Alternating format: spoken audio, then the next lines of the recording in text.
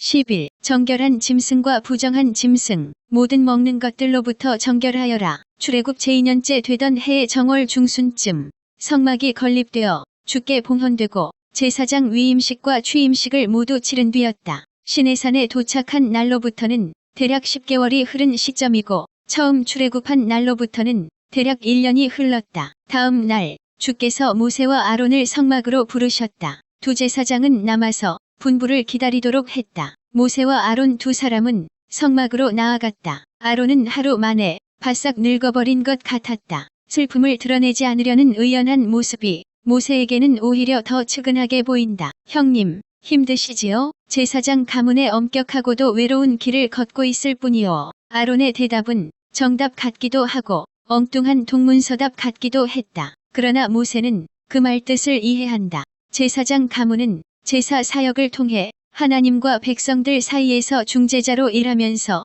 그 사역을 통해 백성들의 죄를 사함 받게 하고 또 백성들로 하여금 주의 뜻대로 살아가게 하는 바로 그 일을 위해 부름 받은 것이다.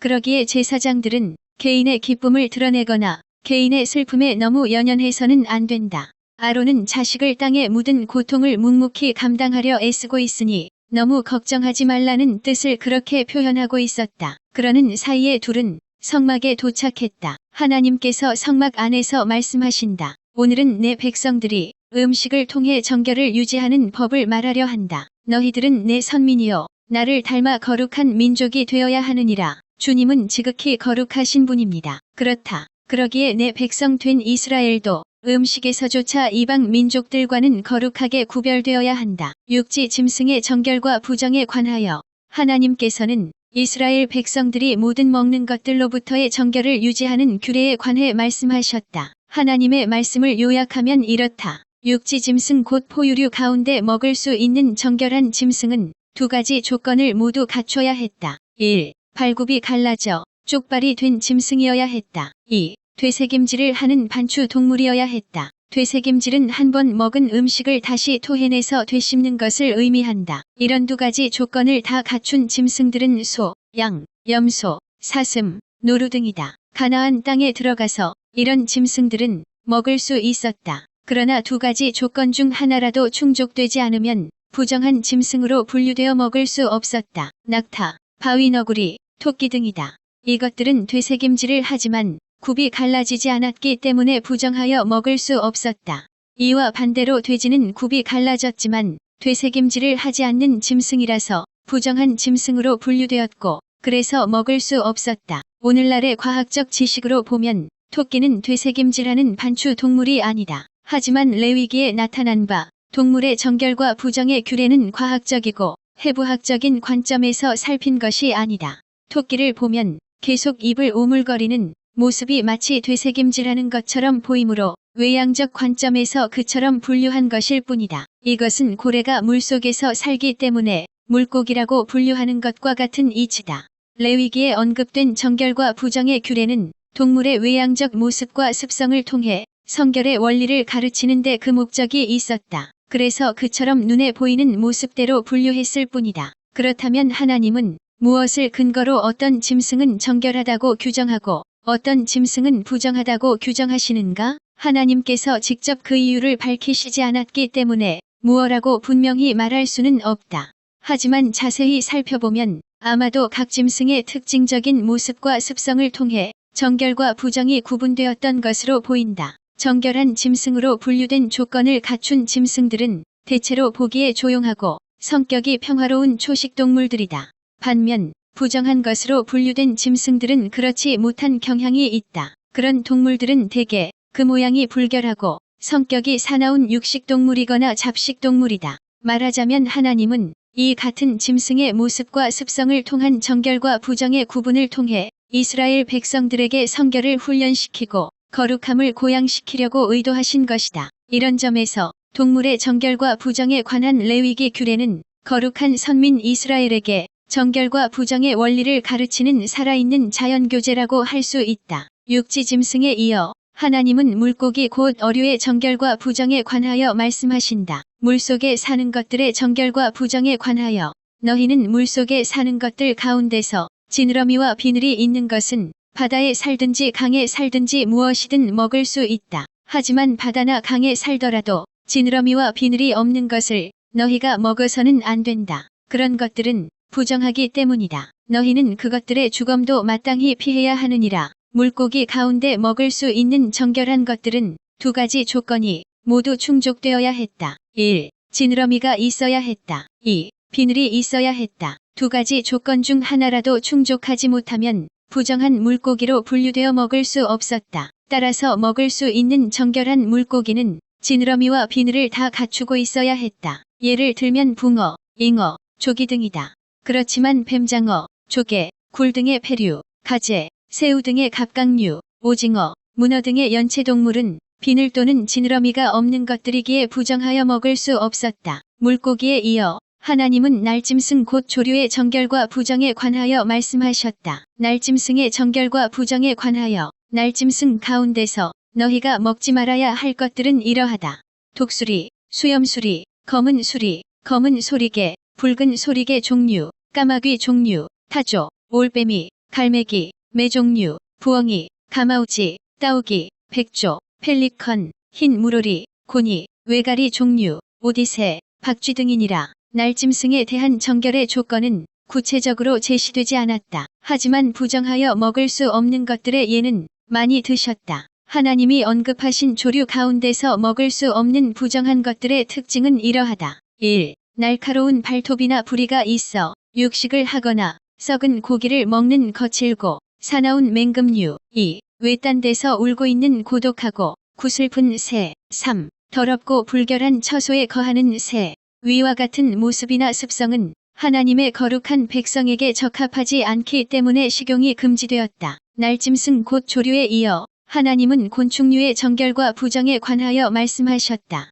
곤충류 및 기어다니는 것들의 정결과 부정에 관하여 곤충 가운데 날개가 달려있지만 네 발로 다니는 곤충은 부정한 것이므로 너희가 먹을 수 없다. 하지만 날개가 달려있고 네 발로 다니는 곤충 중에서 발과 다리가 있어 뛰어오를 수 있는 것들은 정결하므로 너희가 먹을 수 있다. 그 외 땅에 기어다니는 것들은 전부 부정하므로 너희가 먹을 수 없느니라. 곤충류 가운데 정결과 부정을 가리는 기준은 그 발에 뛰는 다리가 있느냐 없느냐 하는 것이었다. 뛰는 다리가 있으면 정결했고 없으면 부정했다. 따라서 먹을 수 있는 정결의 조건을 갖춘 곤충은 주로 메뚜기 과에 속하는 곤충들이다. 메뚜기 종류와 방앗개비, 귀뚜라미 등이다. 하지만 사마귀는 뛸 수 없기에 먹을 수 없었다. 그 외 땅에 기어다니는 것들, 곧 파행류는 모두 부정한 것으로 분류되어 식용이 금지되었다. 또한 기어다니는 것처럼 보이는 짐승들도 부정한 것으로 분류되어 역시 식용이 금지되었다. 그러한 것들로는 모든 벌레, 땅에 기듯이 가는 족제비나 쥐, 배로 밀고 다니는 뱀, 네 발로 기어다니는 도마뱀이나 악어, 여러 개의 발로 기어다니는 진해 곧 진해강이 절지동물 등이다. 얼핏 보기에도 그렇지 않은가. 식용이 금지된 것들은 위생상 불결하고 병을 옮기는 것들이다. 생태학적으로 보면 성질이 사납고 포악하여 다른 짐승을 잡아먹거나 썩은 고기를 먹거나 독을 지니고 있는 것들이다. 하나님은 이 같은 것들을 종교의식법상으로 부정하다고 규정하여 택한 백성 이스라엘로 하여금 먹지 말도록 명하셨다. 사람이 그러한 것들을 먹고 대함으로써 자주 가까이 접하다 보면 자신도 모르는 사이에 그런 것들을 닮아 나쁜 영향을 받을 수 있기 때문이다. 그래서 하나님은 그처럼 추하고 불결하고 사납고 포악한 것들의 식용을 금지함으로써 아예 생활 속에서 그것들과 분리되기를 바라셨다. 그것은 이스라엘 백성들로 하여금 그렇게 외적인 분리의 삶을 살도록 훈련시킴으로써 궁극적으로는 그들이 내적인 성결과 영적인 거룩함의 자리로 나아가기를 원하셨기 때문이다. 이런 관점에서 보면 하나님은 세상의 온갖 동물들을 학습 교재로 삼아 자기 백성에게 정결과 거룩함에 이르는 영성 훈련을 시키셨던 것이다. 모든 닿는 것들로부터 정결하여라. 이스라엘은 하나님께로부터 선택받은 백성, 곧 선민이다. 구약시대의 이스라엘은 제사장 나라로서 열방에 하나님의 구원을 전달하는 통로였다. 그래서 제사장 나라의 백성 된 그들은 다른 민족들과는 달리 경건하고 구별된 생애를 살아야 했다. 그런 맥락에서 하나님께서는 모세를 통해 단단히 주의를 주신다. 모세야, 지금까지 말한 동물들 가운데 먹을 수 없는 모든 동물들은 너희에게 부정한 것이다. 그러므로 그것들의 사체에 몸이 닿은 사람은 저녁 때까지 부정하니라. 알겠느냐? 네, 주님. 그러한 짐승들의 사체를 만진 자는 닿은 부위를 물로 깨끗하게 씻고 그 사체를 들어 옮긴 사람은 입고 있던 옷을 빨아야 한다. 이런 사람들은 저녁 때까지 부정하니라. 부정한 짐승의 사체에 자신의 신체가 닿았거나 그것을 들어 옮겼을 경우에 사람이나 물건이 입는 부정의 규례에 대한 말씀이다. 태초의 에덴 동산에서 하나님이 규정하셨던 바 죽음은 죄의 결과라는 것이 성경의 기본 사상이다. 따라서 죄의 결과로 파생된 사체와 접촉할 경우에는 그것이 사람이든 물건이든 그것 역시 부정하게 되는 것이다. 부정을 입은 자가 그 부정에서 벗어나 정결하게 되는 방법이 있다. 1. 사체와 접촉한 자는 그 닿은 부위를 물로 깨끗이 씻어야 한다. 2. 사체를 들어 옮긴 자는 그때 입었던 옷을 깨끗이 빨아야 한다. 3. 그렇게 했다고 해서 즉시 정결하게 되는 것은 아니다. 그날 저녁 때까지는 계속 부정한 상태로 있다가 그날에 해가 지면 비로소 그 부정에서 벗어날 수 있었다. 말하자면 저녁까지는 정결의식의 기간이었다. 고대 히브리인들의 하루 개념은 저녁부터 다음날 저녁까지였다. 대략 오후 6시경에서 다음날 오후 6시경을 하루의 기준으로 삼았다. 모세와 아로나, 잘 듣고 있느냐? 네, 주님. 그날에 입은 부정은 그날이 다하는 저녁까지 이어진다.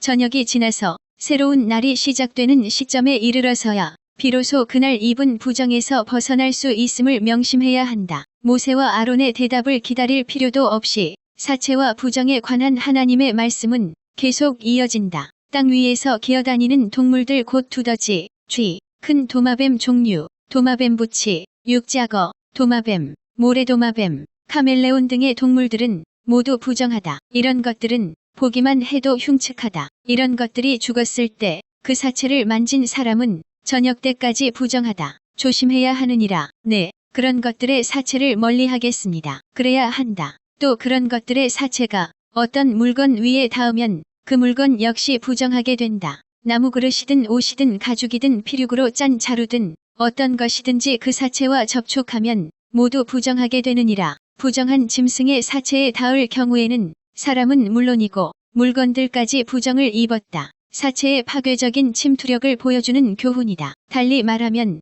죄의 무서운 침투력을 경고하는 말씀이다. 죄의 결과인 죽음은 곧 죄를 상징하고 있기 때문이다. 이어서 하나님은 부정한 짐승의 사체로 인해 부정을 입었을 때 어떻게 해야 하는지에 대해서 말씀하신다. 부정한 것들의 사체에 닿은 것들은 나무나 가죽이나 직물이나 의복의 경우에는 물에 담가두어야 했고 질그릇이나 가마나 화로의 경우에는 깨뜨려 버려야 했다. 이렇게 하나님은 사체를 실습 도구 삼아 그것의 침투 차단 방법 또는 침투했을 때 벗어날 수 있는 방법을 훈련시키셨다. 그렇게 하심으로써 궁극적으로는 선택된 백성 이스라엘이 죄의 무시무시한 침투력과 영향력에서 벗어나 성결과 거룩함의 삶을 살아가기를 원하셨던 것이다. 이처럼 모세 율법에 나타난 각종 종교 의식법은 눈에 보이는 외적인 의식 행위를 통해 눈에 보이지 않는 내적인 영성 훈련을 시키는 실습 매뉴얼이었다. 부정한 동물의 사체에 접촉하는 것과 관련하여 하나님의 말씀은 계속 이어진다. 이번에는 예외 규정이다. 그렇지만 샘물이나 물웅덩이처럼 물이 괴어있는 곳은 그런 동물의 사체에 닿아도 부정하게 되지 않는다. 참 다행이다. 또 부정한 동물의 사체가 종자 씨앗에 닿았을 경우에도 그 씨앗은 부정하지 않느니라. 모세와 아론이 귀 기울여 듣고 있다. 하지만 그 씨앗에 물이 묻어 있었다면 그 씨앗은 부정하게 되느니라. 주님, 그건 왜 부정한 것으로 인정하는 것입니까? 부정한 동물의 주검에 닿음으로써 부정하게 된 물이 그 씨앗 속으로 침투했기 때문이니라. 원칙상 부정한 동물의 사체와 접촉된 것들은 모두 부정하게 된다. 하지만 어떤 것들은 예외였다. 예를 들면 샘물, 물이 고인 웅덩이, 식물 씨앗 등은 부정한 동물의 사체에 닿았어도 부정을 입지 않았다. 그 이유는 이러했다. 그런 것들은 물이 계속 솟거나 또는 흘려보내거나 또는 땅속에서 썩음으로써 스스로를 정화시키는 능력을 가지고 있었기 때문이다. 그렇지만 식물 씨앗이라도 그 씨앗에 이미 물이 묻어 있었다면 부정을 입었다. 사체와 부정에 관한 하나님의 말씀은 계속 이어진다. 죽은 짐승의 고기를 먹은 사람도 부정을 입었으니 입고 있던 옷을 빨아야 한다. 그래도 저녁 때까지는 부정하니라. 식용이 허락된 정결한 짐승의 경우 식용으로 도살할 때가 아니고 자연사한 것이거나 맹수에게 찢겨 죽은 것일 경우에는 그 사체가 부정한 짐승의 사체와 똑같은 경우로 취급되었다. 그래서 그런 짐승의 사체에 닿은 사람은 닿은 부위를 물로 깨끗이 씻어야 했다. 또한 그 사체를 옮긴 사람이나 그 고기를 먹은 사람은 그때 입고 있었던 옷을 깨끗이 빨아야 했다. 하지만 그렇게 했다고 해서 즉시 부정에서 벗어나 정결하게 되는 것은 아니었다. 저녁이 될 때까지 부정한 상태로 계속 있다가 저녁이 지나서야 비로소 그날 입은 부정에서 벗어나 정결한 상태가 될 수 있었다. 저녁 때까지 부정한 이유는 그날 입은 부정은 그날이 지날 때까지 지속되었기 때문이다. 이처럼 그 부정의 기간은 같았으나 부정의 감염 정도에 따라 정결 의식의 절차는 보다 간단하기도 했고 보다 복잡하기도 했다. 정결과 부정에 관한 규례의 요약. 모세와 아론은 내 말을 잘 듣고 있느냐? 예, 주님. 귀 기울여 잘 듣고 있습니다. 좋다. 너희는 내가 이르는 말을 잘 듣고 그것을 이스라엘 백성들에게 빠짐없이 가르쳐 그들로 착오 없이 잘 지키게 해야 하느니라. 예, 주님. 말씀하소서. 저희가 귀담아 듣고 마음속에 깊이 새기겠습니다.